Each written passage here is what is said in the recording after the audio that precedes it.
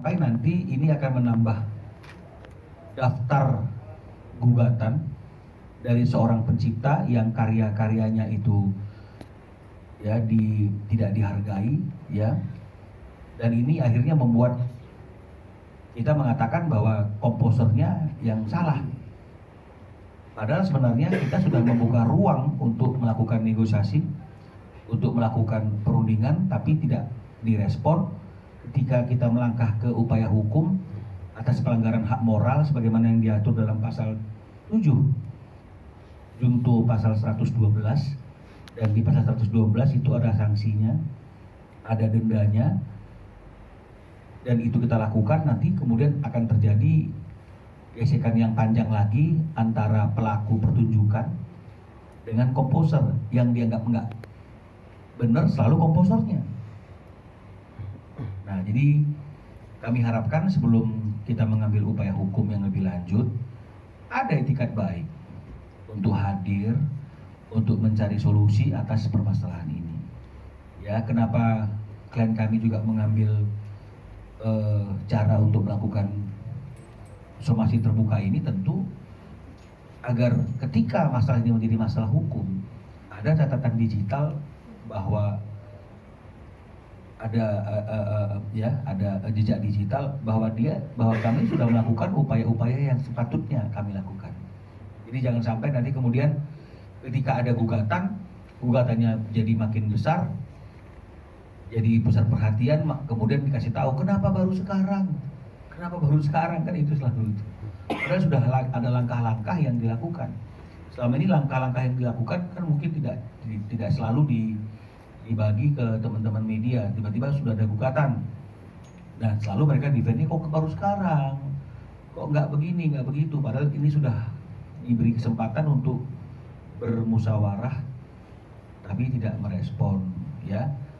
Ini kan juga tindakan yang tidak baik, dan kita sangat menyayangkan, sangat sedih sekali kita artinya itu melihat bahwa situasi ini gimana ya, satu lagu yang diciptakan ya kemudian oleh Badai, dinyanyikan oleh Ryan Pono hari ini suka berbicara itu tentang kebijakan, wisdom, ini semua segala macam, banyak sekali yang dia sampaikan dalam medsosnya kan begitu ya.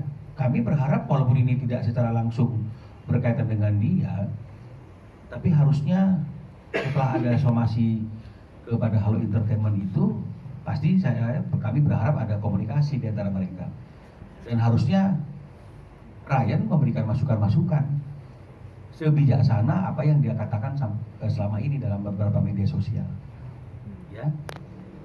Tapi bisa saja ini belum disampaikan, belum didiskusikan. Jadi kami berharap juga dengan langkah yang diambil oleh klien kami ini akan menjadi suatu informasi, dan kemudian mungkin juga sampai kepada saudara Ryan Pono. Ya, Ryan Pono cobalah kasih masukan yang bijak gitu ya, jangan artinya itu tidak memberikan masukan-masukan yang bijak yang tidak berlandaskan kepada undang-undang ya, karena ini bukan lagi masalah performing right, ini bukan lagi bicara masalah konser, ini bicara terkait dengan masalah hak moral yang tidak boleh dihapus, tidak boleh diubah, tidak boleh dirusak. Kata siapa? Kata pasal 7 Undang-Undang Hak Cipta. Karena itu juga selain hak moral itu berkaitan dengan masalah nama si penciptanya, tapi juga seperti ini juga berimplementasi kepada hak ekonomi. Bagaimana hak ekonominya akan masuk ke Badai kalau kemudian ditulisnya aja bukan nama Badai ya? Boleh kan kita berduga, patut diduga, ini kalau patut diduga kan udah menghormati aja presumption of innocence. Kita boleh dong patut menduga ada orang yang diuntungkan atas hak ekonomi atau royalti ini yang mungkin namanya ditulis yang seharusnya tidak ditulis. Dan biasanya nih semua pelaku pertunjukan atau penyanyi itu pasti dia akan juga melihat, memantau, mengawasi pergerakan lagunya di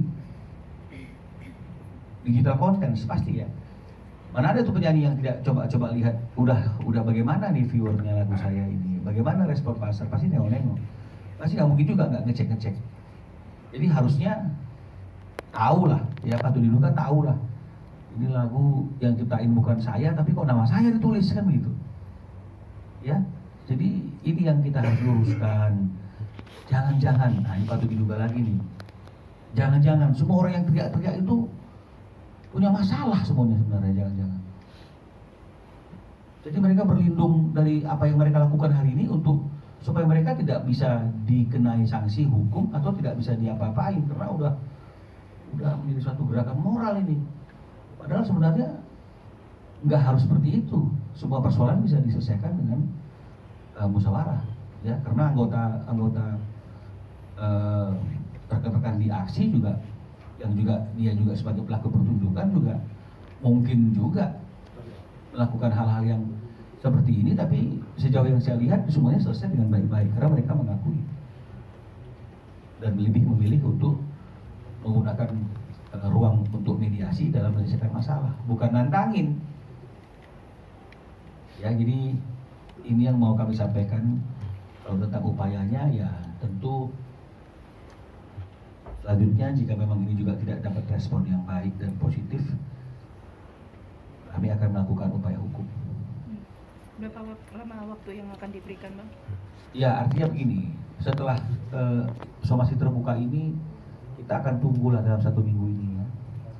Kalau misalnya dalam 1 minggu ini nggak ada respon, tidak menindaklanjuti agenda pertemuan yang sudah pernah disampaikan kepada kami, ya kami akan bicara lagi dengan klien kami Badai, karena kan bagaimanapun decision makernya adalah klien kami ya. Kalau memang kemudian dalam pembicaraan internal kami sampai kepada keputusan untuk melakukan upaya hukum sebagai bentuk mempertahankan kepentingan kami secara hukum, ya kami akan lakukan upaya hukum itu.